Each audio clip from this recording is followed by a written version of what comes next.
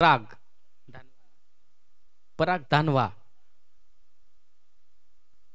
यावेळेस थोडस गतीमध्ये परिवर्तन. Leading age finger is gone.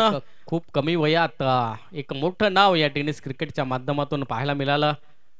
यावेळेस चेंडू उडवलाय. चेंडू बराच काय होत क्षेत्ररक्षक त्या ठिकाणी जोंटी मात्र चुकी करणार नाही. उत्कृष्ट असा झेल आणि फलंदाज ठरलाय फेल.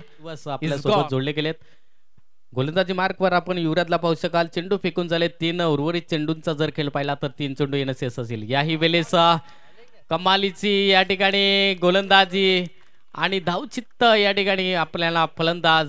तदनंतर आपण पाहणार आहोत या ठिकाणी उत्कृष्ट गोलंदाज, best bowler of this tournament. Any guesses कोणी सांगू शकेल?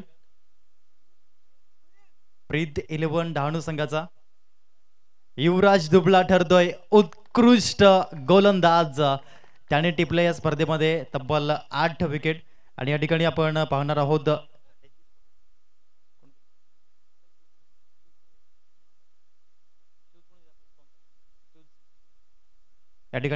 आहोत ही गोल्डन ट्रॉफी आणि शूज. सन्माननीय रोहनजी बेडगे साहेब आणि सन्माननीय विद्याजी लांगे साहेब, आपण या ही गोल्डन ट्रॉफी या ठिकाणी आपण वितरित करायची आहे. खूप सुंदर रीतीने या ठिकाणी खेळ पाहायला मिळाला.